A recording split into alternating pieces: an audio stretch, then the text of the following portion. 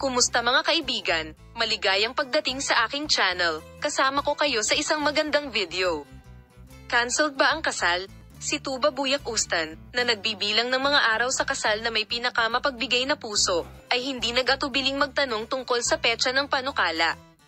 Habang si Tuba Buyak Ustan, na nakatanggap ng marriage proposal noong summer, ay naghihintay para sa petsa ng kasal nila ni Enjon Ecurek, nakakalito na hindi niya binanggit ang kanyang pinakamasayang araw sa panayam na ibinigay niya sa Show TV. Si Tuba Buyak Ustan, na lumikha ng isang bagyo kasama ang kanyang karakter sa serye sa TV na Olive Tree, na ginampanan niya sa loob ng 3 season, ay naghahanda na ngayon para sa grand finale.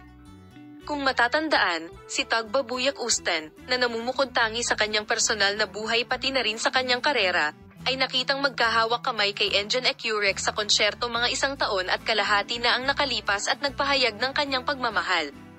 Hindi man nila isinabuhay sa publiko ang kanilang pag-iibigan mula noon, nauna na sila sa mga kagiliw-giliw na palayaw tulad ng Kurt na ibinigay nila sa isa't isa, at kanilang mga post. Habang ang ilan ay nagustuhan ang duo, ang ilan ay nagustuhan ito ng malaki.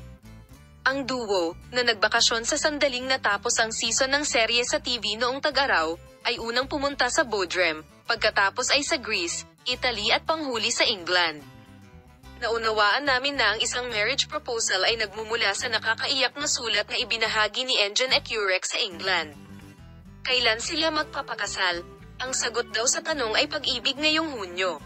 Ngunit walang kumpirmasyon o pagtanggi mula kay Tuba Buyak Ustan at Enjon Ecurek. Habang ang lahat, na nagmamahal o hindi nagustuhan ang mag-asawa, ay naghihintay na ngayon para sa kasal, si Tuba Buyak Ustan, na lumitaw sa Cannes, ay nilito ang mga tao sa mga pahayag na ginawa niya sa panayam na ibinigay ni Omer sa Banquio mula sa Show TV.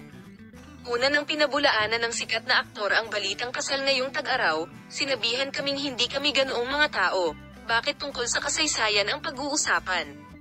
Kasalukuyan kaming nabubuhay sa daloy ng dugo, sabi niya. Gaya ng kanyang inanunsyo kamakailan, nakatanggap siya ng marriage proposal mula sa kanyang pangalan. Ano ang ibig sabihin ng petsa ng ika-6 ng Agosto taong 2023 para sa iyo? Tinanong ang tanong. Ano ang dapat sabihin ni Tuba Buyak Ustan? Sagot niya, hindi ko pa nahahanap. Ang sagot na ito ni Tuba Buyak Ustan ay pinag-usapan sa social media.